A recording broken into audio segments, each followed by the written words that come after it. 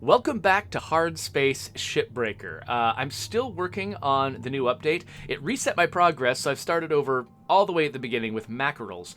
But they sweeten the deal because there's a new mackerel, and I believe that I've made just enough progress that I've unlocked it. So let's see if that's true.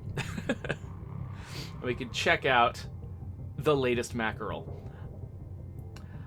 Let me know if the music's a little too loud or anything like that. I don't think I did a great audio test this morning, so gotta make sure I'm audible. But I also want you to be able to hear Weaver and the other characters because their dialogue is all pretty much new. Okay, start shift, view ship catalog. EXOLAB. The Iapetus Mark II is an EXOLAB. I believe that's the new kind of mackerel that we're going to check out. So, I think that it introduces electrical hazards for the first time if you're a brand new player. And, okay, I'm already almost out of fuel. Fuel carries over between missions. Oh. Seems like you're getting a knack for it. Trust me, when you get well versed in the art of shipbreaking, it becomes a joy to show up to the yard each day. Ain't a trade like it. Dancing between the ribs of a ship, spitting heat, do-si-doing with a 10-ton panel, taking a breather to gaze out at the rest of the human race buzzing in the distance. Can you tell I miss it? Hey, it's alright. Helping y'all get there as near as good. Ah, dang it. I got corporate ringing me. Good luck out there, Cutter. Talk to you again soon. Weaver out. Okay, so we've got these big thingies. And I'm not sure why I would cut them here, because both sides need to go to the barge. It feels like I should just drop the whole thing off at the barge.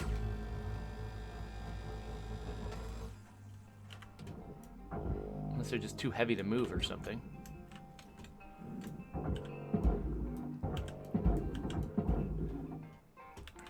It is weird, like, regressing down to having my weaker tools now, because I have to, like... I can't just tether things. I have to, like, blast them multiple times down at the barge. Alright, so solar batteries, huh? Knock these guys off. Step 1 is always remove as much crap from the outside of the ship as you can. Give yourself a nice, simple shape to work with. Oh, what's this? An antenna? Yeah, yank that sucker off. So light. There's something satisfying about removing a bunch of heavy stuff from the back of a ship. I'm not going to remove this yet because I don't know what it's attached to on the other side. Yeah, removing a bunch of heavy stuff from a ship and then getting something light and just getting to fling it as hard as you can.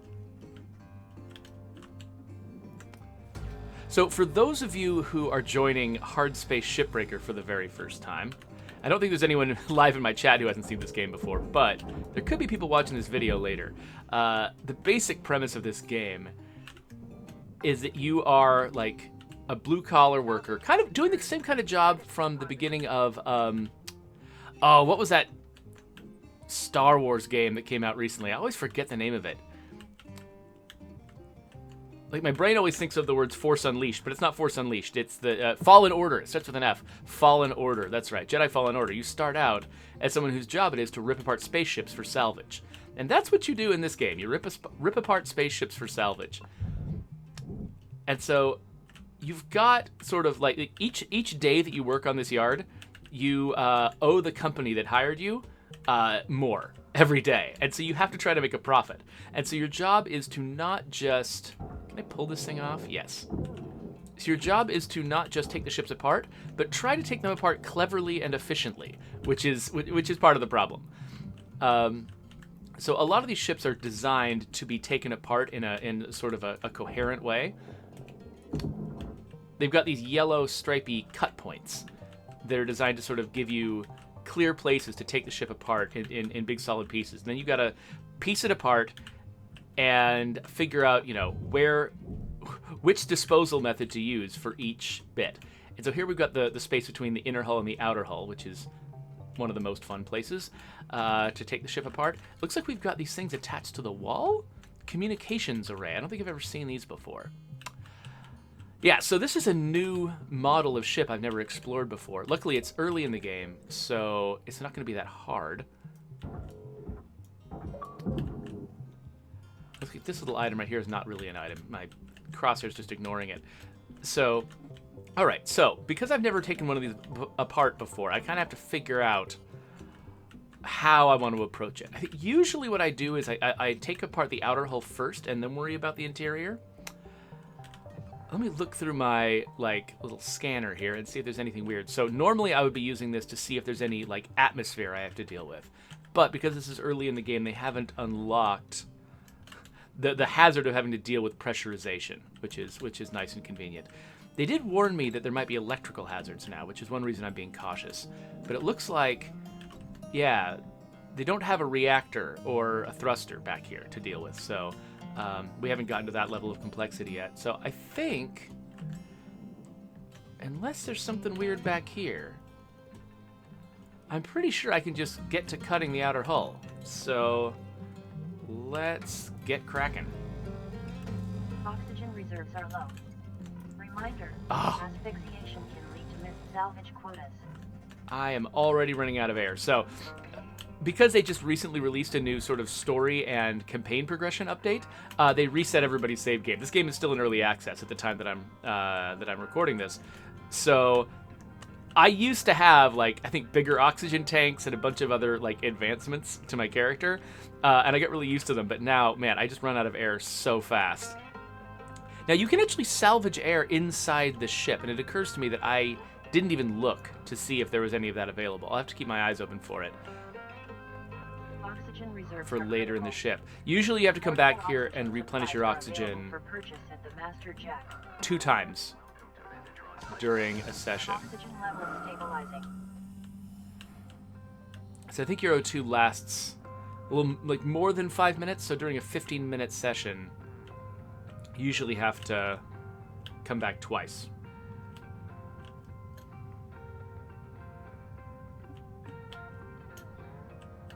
So Cogs wonders why the shipbreaking is done by humans instead of robots. I think in this world, I think there's, like, probably a couple of explanations. One is the satirical way that they present the world this takes place in gives you the impression that humans are cheaper than robots. Like, you can just throw a million disposable humans at a problem and solve it more cheaply than if you actually designed a robot to do it well. That's the first impression that I get. Secondarily, the way that they present these ships, the early ships don't have a lot of, like, big challenges to them. You're mostly just disassembling them at the proper cut points. But long term, I'm not sure why. Okay, so I just cut something along some wires here. That might have been meaningful. I'm not sure what it means, though. But it doesn't look like it's structural, so I'm going to stop doing that. And maybe I'll find out later why that was a bad idea. I don't know. Anyway, you can tell there are decisions that I have to make here, right?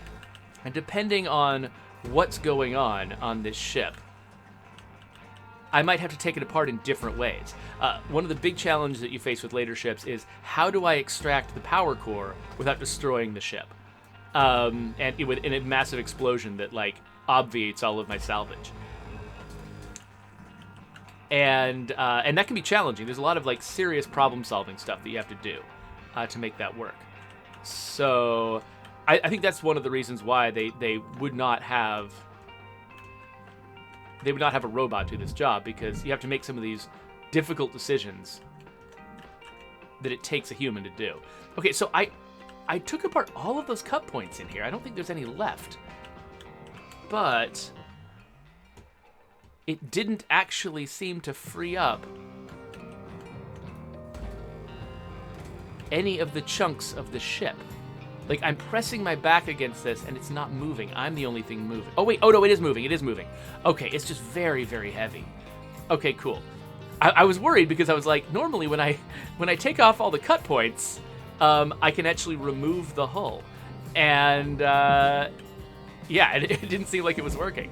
Okay, so each part of the ship tells you where it goes. So you see the word processor in the middle of the screen there under my crosshair. That means that this large chunk of hull needs to go to the blue place. It needs to go to the processor.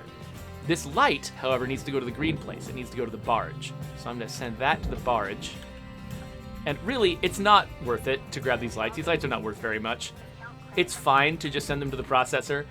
I'm just a little obsessive, especially when I'm dealing with smaller ships. Okay, so this large chunk of hull... Usually, I don't think we usually deal with chunks this large. Usually, it looks like it's meant to subdivide a little smaller, maybe. I don't know, because I don't know how easily...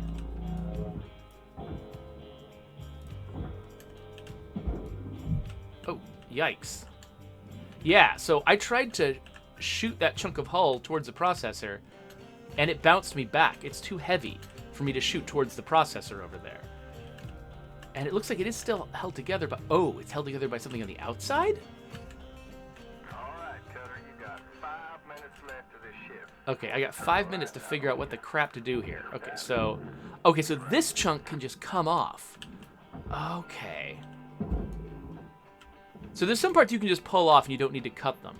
Looks like that's on the list. It's so heavy, though. It's taking its time to go to the barge. Let's just hit it a few more times. Okay, so maybe removing that has now separated these chunks of hull. Let's see. Credits deposited. Just pushing against it again. No, it doesn't seem like it's coming loose. I wonder if it's these wires on the inside that's doing it. Like right here. Okay, I can't pull these off. What if I cut either side? Oh, look at that! That's what cutting these is for. Okay, I was worried it was about something to do with the electrical system, and that by cutting them I was breaking something, but it looks like... No, it looks like cutting these is what separates these chunks of hull from each other. Okay, so I've separated the chunks of hull, so now... and these go in the furnace. Okay, so in an ideal world, I'll actually remove... Okay, got it.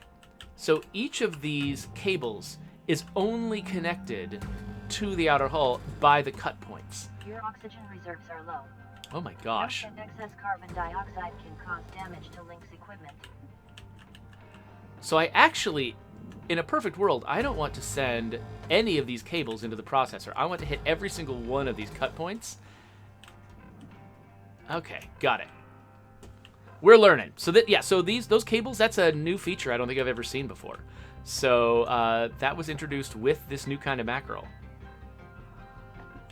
So Twisted Logic just showed up and asked if I'm planning on playing Subnautica Below Zero. I am, though, because I did a 30 video series on the previous game, it's a little intimidating to me. I am downloading it right now. I don't know when I'm going to actually play it. To add asphyxiation coverage. Oxygen levels stabilizing. Okay, so it looks like we are running low on time here. We got 2 minutes and 35 seconds left. So let's see if we can get these chunks of hull into the processor. And then once we've done that, we'll probably that might be the end of our session and our end of our shift, and we'll have to continue next time. So the fact that I didn't know how the cables worked was a drawback. I think it took me longer to do this because I didn't know what I was doing. And that is something, you definitely get much more efficient over time learning how these ships fit together. Also, as you upgrade your equipment, like if I had tethers, sending these chunks of hull into the processor would take no time at all. I would just tether them there and the tether would do all the work. The fact that I have to carefully aim each one of them, grab it and shove it multiple times in the right direction, it takes way more time than it should. So I am looking forward to when I get tethers again. Deposit accepted. So you'll see a huge part of this game is making sure you're putting the right thing in the right hole. So these cables they're marked furnace, so I have to send them to the furnace. But the hull chunks are marked processor, which means I have to send them to the processor.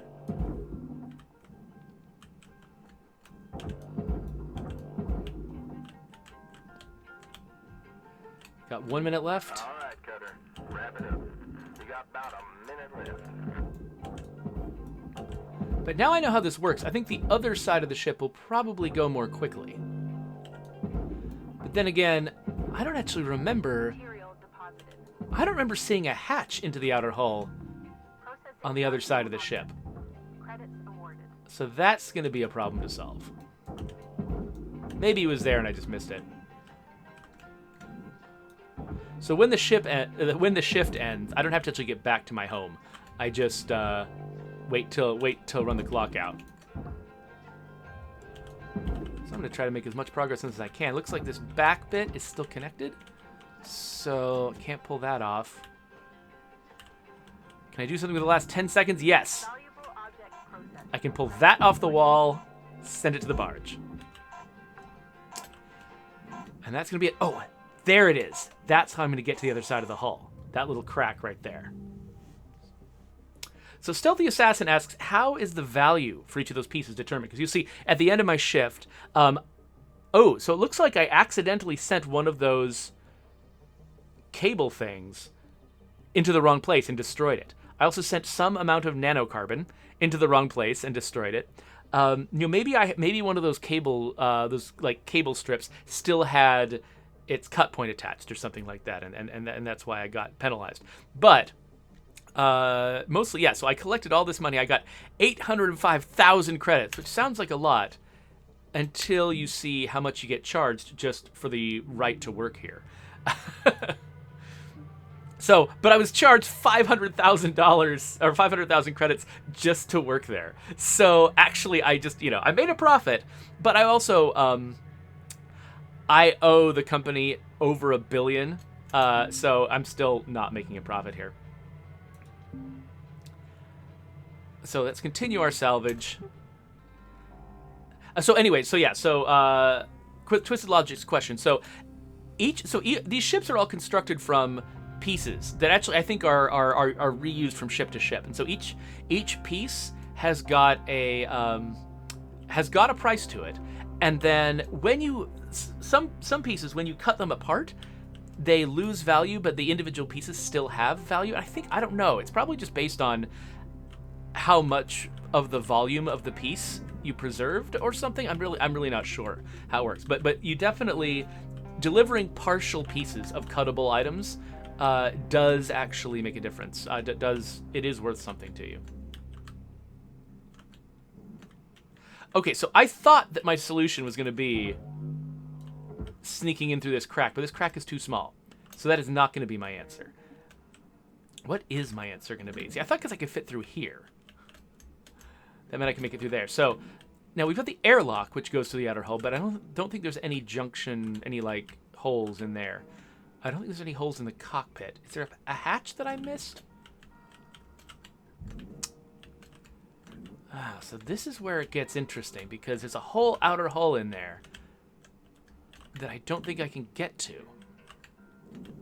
Now, it could be that taking apart the interior of the ship will reveal something. Let's look on the outside, though, just in case there's something there. So we learned that this piece can be separated, and that it goes in the barge. So we'll just send that guy home. But now the outer hull is just completely solid right here. Salvage deposit accepted. Credits transferred. Okay, so if there's no clear place where you're meant to go into the wall, you can make your own. So let's see. Wait. Where does this go? Can this be taken off? No. Okay, cool. Making sure I wasn't about to set a fire. Now, if this area was pressurized, what I'm doing would be a big problem. Luckily, we're not dealing with pressure yet. So yeah, so this definitely weighs into the question of how things get valued. Because this chunk, if I had just released it purely by, detaching cut points, I think it would be worth more than it currently is. But it is still worth something. Okay, so now we're inside the wall. Now again, like, for instance, one thing that would have been possible is if there had been a fuel tank back here.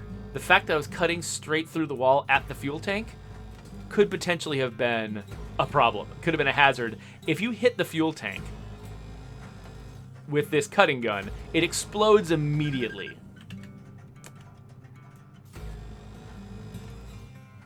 Okay, so I've got limited fuel for my little jetpack. So I'm going to move as little as I can until I run out of oxygen so I can replenish them both at the same time. Okay. So you notice I am ignoring the cut points on the inside. Technically, there's no reason why I need to ignore them. I'm just trying to keep things simple for myself because I've never messed with this type of ship before. I just want to, understand each piece one at a time. Once I understand a ship and I know what's dangerous and what's not, I usually actually do go through and just relentlessly cut every single cut point that I see, turn it into pieces, and then worry about, putting it together later. I am almost out of air. Let's see how many of these cut points. So here's the airlock that I came in through. So I can also detach it. The airlock actually used to be the most obnoxious part of the ship to take apart because there was just no good way to do it. It didn't have a way to manually disassemble it. You just had to sort of cut it into these haphazard pieces. But so I appreciate them doing it because there was an airlock in every single, you can't have a ship without an airlock. There's an airlock on every single ship, and they were all obnoxious. And so I'm glad that they decided to make them cut apartable because that's much more satisfying.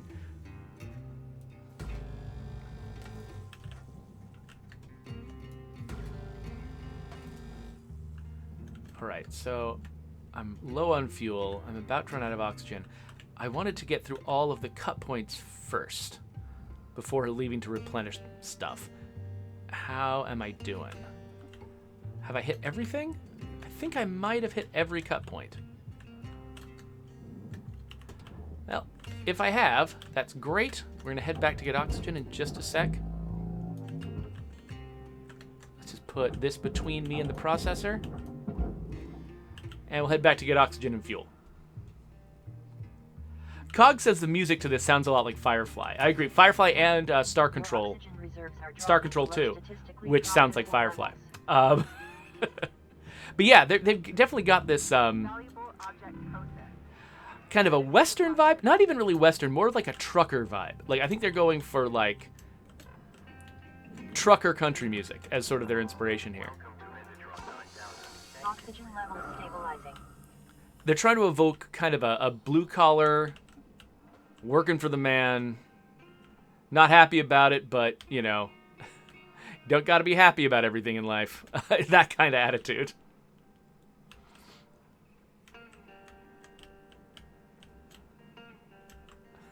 So, Stealthy Assassin may have just done some math to find out that at this pace, I might be out of debt in like 41,000 days. Now, eventually, as I sort of like work on upgrading my certification, I can take on more valuable ships and make more money. Also, you can start buying better equipment, which, it costs something up front, but I think you actually pay like certification points for it or something, not actual cash. Valuable objects processed. Credits awarded. And when you buy that better equipment, Salvage gained. Rewards increasing. maintenance costs go down. And so you can actually start making more of a profit on each of your trips, each of your shifts. Because that huge, like, $500,000 payment that I was making, that goes down. That goes down, too. So, again, I'm not always caring about these light fixtures, but... Salvage secured. Account credit applied. Oh, whoops. Okay, so I caused a collision between these cables, and it looks like they actually erupted in electricity. So that's something I apparently need to be careful with, because electricity can cause damage to me and to other parts of the ship. In fact, one of the major hazards of removing a reactor from the ship is that, like, lightning just starts arcing from Material processed. Credits deposited. from the reactor to everything else nearby. And so, like, once you detach the reactor from the coolant system, it just becomes a walking disaster. Credits deposited. And so if you haven't watched like advanced videos of how to play this game, check out my video on, I think, on the Javelin class ship, because I think it would have I don't remember exactly, but I think it probably would have had one of those complicated reactor situations where you have to carefully disassemble as many things as you can, create a path for yourself to get the reactor out of the ship, because the reactor is embedded deep in the ship. And the moment you remove... Oh, wait, why am I sending it that way? No. Oh, I don't have tethers to pull it harder. Why am I sending this towards the furnace? That's terrible. Anyway, the way that reactors work, you have to like make a path for them to get them out of the ship quickly. So you have to do a bunch of clever disassembling. Then you disconnect the coolant from them, which causes them to start melting down. And then you've got a limited time before they destroy the ship, where you have to actually safely get them out of wherever they were installed. And it's really the most fun part of this game, is trying to do that successfully. Okay, so here's that cut bit that I pulled out, and unfortunately, Valuable object processed. it's difficult to pull something out of the hole that it made when you cut it out. But we'll send this to the furnace too. Luckily, the furnace has got some kind of tractor beam properties to it. If you get it vaguely near the furnace, usually you're okay. Okay, so the outer hull is taken care of, mostly. So now it's time to worry about the interior. Let's get a little bit of crap out of the way. So, time to start tackling more cut points. We've only got 5 minutes left. Valuable object processed. Credits awarded. So usually, again, I'll tackle there's a lot of paraphernalia inside here. Lots of computers, lots of everything. All that stuff we're going to want to get onto the barge. But it's really hard to pull it out through the airlock. And so you don't want to do that. Instead, you want to cut apart the hull first. Remove the ceiling and the floor. Minutes remaining in this shift. Get in while the getting's good. We wrap. Yeah, so you want to make, basically remove the ceilings and floors. And then once you've removed the ceilings and floors, it's much easier to just pull off all of this equipment and furniture and stuff like that and just send it down into the barge. The only tough bit is the cockpit, because the cockpit, you can't disassemble the bottom of the cockpit. And so it involves a little bit more complicated navigation to get all the stuff out. I think that noise was my cutter overheating.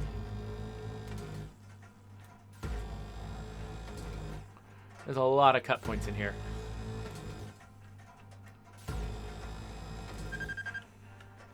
There is something just relaxing about knowing exactly where you need to cut.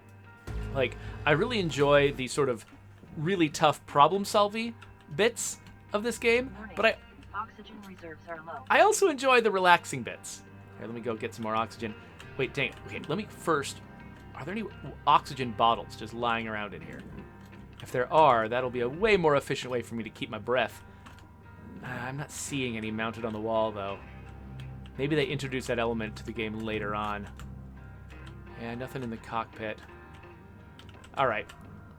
Yeah, so we've only got a few minutes left, but now I still have to go replenish my oxygen. What is this? It goes in the... Oh, it's in their cable. How did this thing get over here? Well, that's how space works. So, in real life, of course, something like that drifting off would have just drifted off into eternity. I think they have some kind of like inertial dampeners or whatever in this area, so that something that you lose track of does eventually slow down, even though that's not how space works. Just because it would be really obnoxious to just be losing stuff all the time. Welcome to Venditron 9000. Thank you for your purchase. Oxygen levels stabilizing. Okay, so we got 3 minutes left to do as much damage as we can.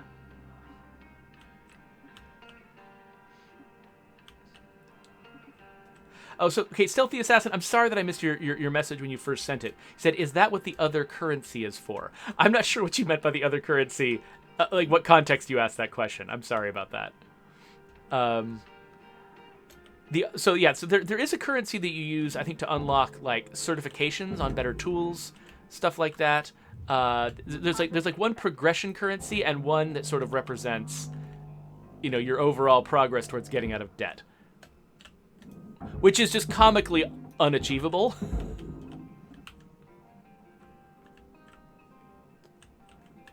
So, Stealthy Assassin says that, yeah, he saw another number below debt on... Oh, I didn't grab the light. Who cares?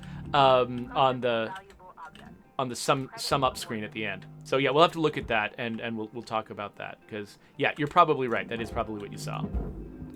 Not worrying about the light fixtures. So you're going to see those accounted for at the end of the day.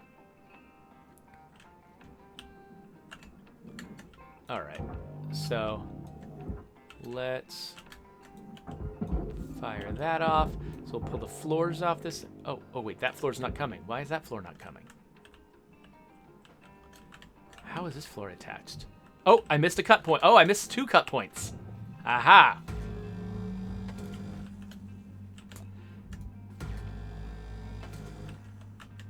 This game does sometimes feel like an exploration in like the limits of like human perception. It's like it's so easy to think, oh, I'm going to go through and I'm going to see and cut every single one of these cut points. Cutter, we're getting down to the wire. Let's put a bow on this And shit. then completely miss some stuff. Especially when I'm doing one of the larger ships, I very, very frequently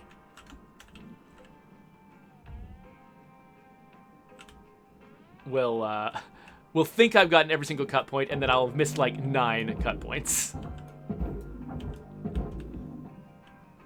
All right, 30 seconds left. Let's see how much progress we can make just getting this stuff out of the way. So each one of these things that I deliver will help not put me deeper in debt. Object accepted for processing. So here's my problem. Deposited. I'm getting close enough to being done with this ship that it's actually going to be a problem.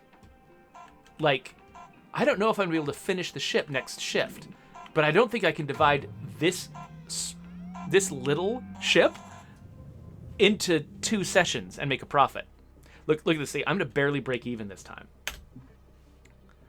So yeah, so total MP earned. So yeah, I think that yeah, this is from this. I think that this is they've restructured the way that the overall progression works, so I'm not sure. But yeah, I think that this is how I progress my equipment, how I unlock new certifications, stuff like that. And so right now it's just being derived solely from the amount of money of salvage that I got. But at some point, they're going to introduce extra goals, like special things I'm trying to make sure I do, certain pieces of equipment I have to rescue, that kind of thing. And that's going to give me a bonus here. But they haven't introduced that element to the game yet. I remember it from the earlier version of... it used to be that like you just had so many extra goals on the side of the screen, it was actually hard to keep track of them. Now it looks like they're going to introduce them in smaller amounts over time, which probably is an improvement. Okay, so let's see how we do here.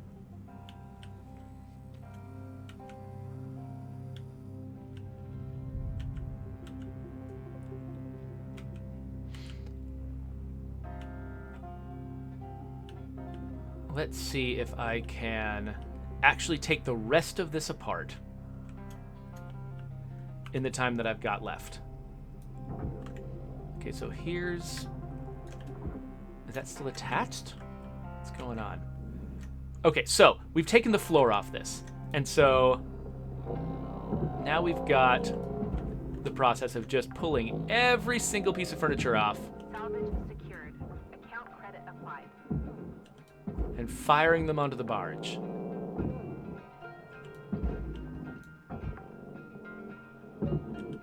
Salvage deposit accepted. Okay, it looks like we're getting some kind of electrical weirdness going on here.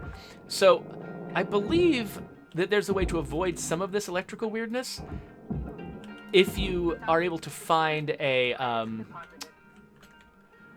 like a generator on the ship and remove the generator safely. I think you can avoid some of this electrical damage. Salvage deposit accepted. I'm not exactly sure how it works, though. That was a part of the game that I was never able to get really good at.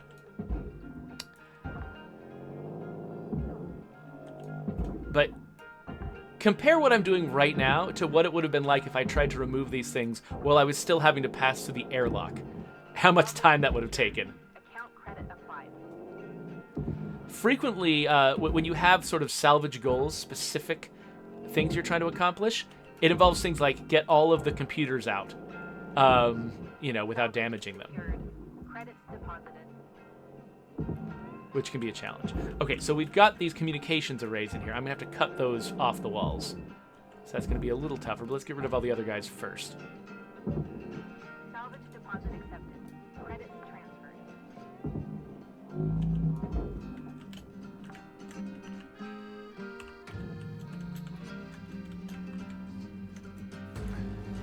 So Cloudcraft asks, isn't the generator a valuable part you should grab as soon as you can? So the thing that's interesting about a generator is that once you remove the generator, I'm pretty sure you can't use any of the equipment on the ship. Things like airlock doors and air systems that allow you to sort of evacuate the air from a part of the ship before cutting into it to avoid explosive decompression. If you remove the generator before you've done some of those jobs, then those jobs get way harder because all you've got is your cutter at that point. You don't actually have the systems on the ship to help you. So you have to be... So figuring out the order of operations is one of the challenges of this game. So early on, again, since I'm playing sort of an early sequence in the game, you're not seeing that here, but that is where the game starts to get really interesting. Okay, so let's get this little bit out. Send that into the processor. Okay, so we're getting really close to being done with the main inner hull here. Again, it's really easy to just miss individual pieces of equipment. Okay, so we've got the cockpit. We've got the inner hull, which I believe we've taken apart pretty well. And then we've got the tail. So let's deal with the tail first. Kind of go back to front here. So now that I've verified, when I was just outside the ship, I wasn't sure what this was connected to. Sometimes this is connected to a thruster and some fuel lines and a bunch of complicated stuff, and you don't want to just haphazardly mess with this unless you know what it's connected to. But it looks like it was connected to nothing because this is an early game ship. So great, we can just take it off and send this bit into the processor as fast as we can, which is not very fast. And then, so this chunk of inner hull, this is too heavy for me to manipulate. If I try to push it, it drives me back. So I have to cut it apart before I can send it into the furnace. So I think if I just cut it into 2 pieces, that will be plenty. So we'll just grab a really simple part of the hull, just right here in the middle. And I'm gonna hypothesize that if I just cut the whole thing in half along these lines, that will be enough. Ship teardown complete. Cutter account credited. Okay, cool. So I think that I am officially credited now with having taken apart enough of this ship that it counts. But that's not good enough for me. I want the entire ship to be inside those holes. So you're going to have to watch me fill all my holes. Okay, we're out of oxygen and fuel. I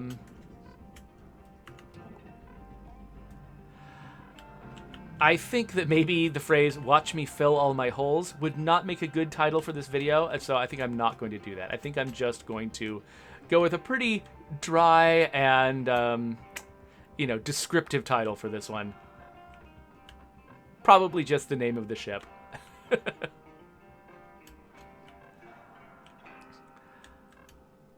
So Cloudcraft, I think that the question of whether there are certain parts of the ship that I want to grab as quickly as I can, I don't think that's usually one of my motivations. Like, To add asphyxiation coverage. if I think there's a good chance that I might not finish a ship, then yeah, I do want to grab the valuable stuff first. But if I'm pretty sure I'm going to be spending a fair amount of time on the ship, and that I am going to eventually get to everything, there's no particular urgency to grabbing specific pieces and getting them done early. What matters more is getting them done in an order that, is safest. Okay, yes. So when I divided this thing in half, so you can tell that, I think partly to value the pieces, and partly to figure out, what you can push and what you can't. Like, each of these pieces has got weight, and when you cut them in half, the weight is divided in two, or maybe even less, because when you make a cut, you actually lose mass, and you lose volume. But yeah, so the game is doing some kind of calculation to figure out how heavy of a thing I cannot push, and how heavy of a thing I can push. And again, it's not, super precise physics. Like, in real life, whenever, if you had a magical thing that would create sort of force between you and another object, let me see if I can push this thing. You would always be pushing against each other, right? Like, anytime I push something with this device, I would be pushing it in one direction and myself in the other direction. The game simplifies that a little bit by saying basically below a certain weight, I'm pushing it, and above a certain weight, it's pushing me, and it keeps it simple just for the sake of the game being playable. And so the game is aware of, like, whenever you've got a bunch of connected bits, it sort of takes the overall weight of those bits collectively and figures out whether you push it or it pushes you. And so you have to cut it down enough that you're pushing it.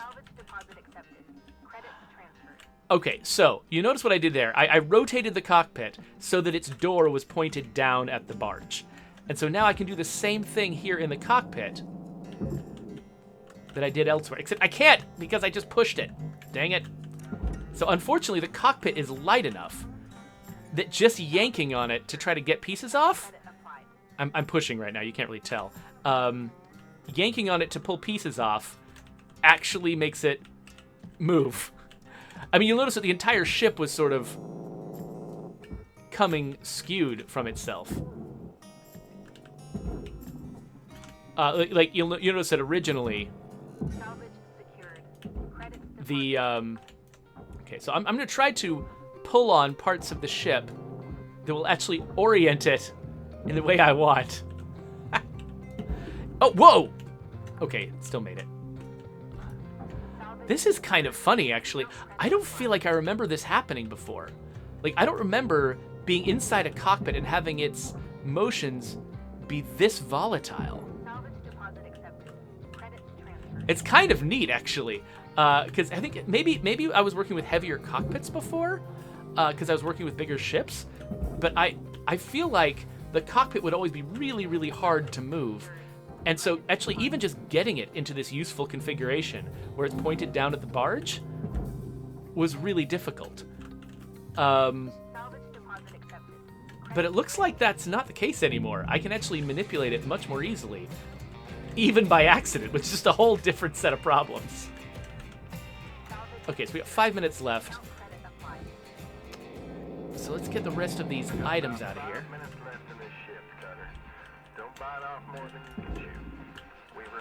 So because we've already hit sort of the minimum limit, right now everything I'm grabbing is just gravy. It's just extra money. It doesn't actually... Oh, whoops. I accidentally, I think, collided that a little bit with the wall, and that's why it started exploding in electricity. Okay, so that's the last item I think I care. I think I could pull off some of these little red lights and stuff, but who gives a crap? Okay, so with 4.5 minutes left, I've got a new problem, which is some of this stuff goes in the processor, some of it goes in the furnace. And it is not cleanly easy to take apart. And I have actually not figured out yet the best way to do this. There must be a best way. I just don't know what it is. So I just start sort of cutting it apart and seeing which bits of it come free and which don't.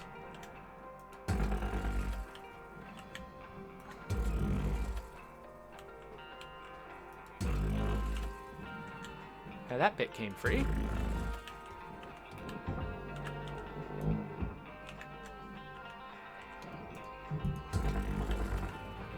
So yeah, there is probably a good way to do this, and I am not doing it that way. But you can see how this would be challenging, right? Like, okay, so you can see on the outside, it's not always easy to tell what is connected to what, because some of things will butt up against other things. without being connected to them. And when you cut them apart, they just come apart. But there's other ones where they are basically glued to each other. It's not always easy to tell which is which. Okay, so it looks like this bit is glued on at the right side, and maybe at the top. But this left-hand piece might not be as attached.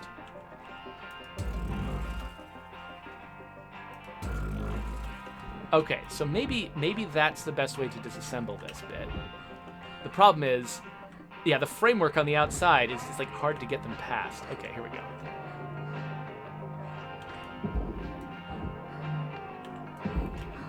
Okay, 2.5 minutes left. How? So the problem is, it's going to take time to get this big, heavy, chunky piece of processor stuff into the processor. And so I have to decide... Oh, wait. Oh, did I just run out of oxygen? What? I wasn't even paying attention to oxygen. Oh, my gosh. I got so into what I was doing, I forgot about my oxygen. No. I don't think I'm going to make it. I don't even know what happens when you asphyxiate. I don't even know what happens. I've never done it before. Oh. Okay. Okay. Well, we're also not gonna find out this time. Wow. Honestly, like, I'm glad that didn't kill me. So, okay, my health is very, very low. And I don't even know what to do to recover the health. Or maybe it just recovers between shifts or something. I don't know. So we got 1.5 minutes. Can I get this outer door detached in that time? So it looks like it might be connected to these horizontal bits. Like, what if I cut here and here?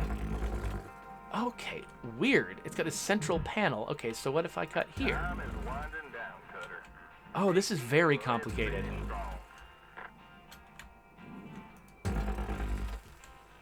Yeah, okay, so this is what airlocks used to be like. Okay, so I think, you know what, I don't have time to worry anymore about the furnace. Someday, I'm going to spend a lot of time, maybe in free play, figuring out how to take apart one of these cockpits really well. But, for right now, all I want to do is make as much cash as I can from this shift. I'm definitely not coming back for another shift. There is nothing left of this ship.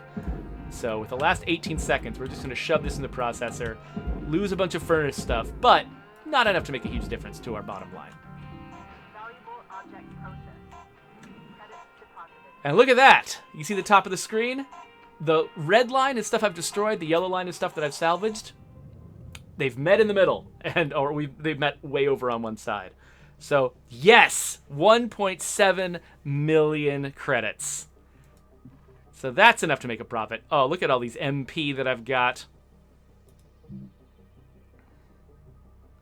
That feels really good. So yeah, look at that profit. Oh, slowly paying down this ridiculous debt. This is just comedy. I don't think the real goal of this game is to pay down this debt. This debt is just here to make you feel crappy in exactly the right way. All right, so we are making progress slowly towards certifying at a higher level. I'm actually not sure how. I don't know quite how gaining certification ranks works. But right now, we have not unlocked any of the upgrades that we would normally be able to buy. So once I've certified at level 5, I believe... Again, I'm still figuring this out. So they changed the progression, and I'm not sure how things work. So it says I'm rank 4 right here. And so I believe that once I hit rank 5... Oh, okay, so this is... Aha! This is the MP. Okay, cool. So this is just me figuring this out. This is the MP that I earned for hitting those salvage thresholds. When that fills up, I'll go up to rank 5. That's going to unlock the first round of equipment improvements. So this one, for instance, a deli lens replacement plan for the Stinger. New lenses are manufactured in Earth orbit and are guaranteed to arrive scratchless. So basically, this increases my range because you notice that when I was doing those cuts inside the ship, I would do a couple near me, and then it would say out of range. So this would let me do more cuts without moving around as much, which is helpful. It makes you much more efficient. So that'll be valuable. I'll also be able to unlock this increase to the range of my grapple, which will be nice. And then as I sort of go up the ranks, more and more of these upgrades are going to be unlocked. Okay, yeah, so thrusters, so that I can, increase my speed. My scanner will be able to see more stuff. And my helmet and my work suit. A lot of this stuff. Oh, demo charges, that'll be fun. Oh, right here. Oh, ooh, the tethers. I can buy the tethers? Okay, so Lynx tokens. This is another currency that Stealthy Assassin was pointing out. Lynx tokens, I get those much more slowly, but these are what I use to actually buy these upgrades. So I can afford tethers now. This is great. So I'm going to click that. Yes.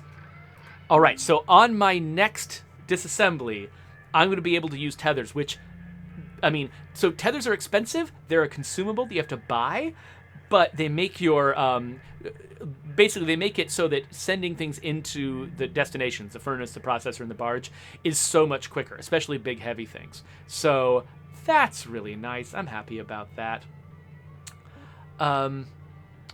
As far as my health goes, I'm really not sure if when I start my next session, I'm going to have low health again, and I'm going to have to actually, buy a health kit, or if I'm going to get my health reset at the beginning of each session. Because I know that my oxygen gets reset. I think my fuel does not. It's just hard to know. Anyway, though, so that is, whatever the name of that ship was, the Exo something. That was one of those ships. We've checked it out now, and so I think that I'm now kind of up to speed on all of the mackerels. And so now I just need to make some progress to unlock the next tier of ship. So maybe, I'll play a little bit of Hardspace Shipbreaker in my spare time, get to a higher certification level, and we'll take another look at some of the more advanced ships later on. In the meantime, though, let's wrap up this video. Those of you who are watching me live on Twitch, we're going to keep playing. We're going to play some other game. But for those of you who are watching me on YouTube later on, you can subscribe to my channel by hitting that button. I'm going to probably put some more Hardspace Shipbreaker videos up here so that you can check those out if you want to. And there you go. That's that mackerel.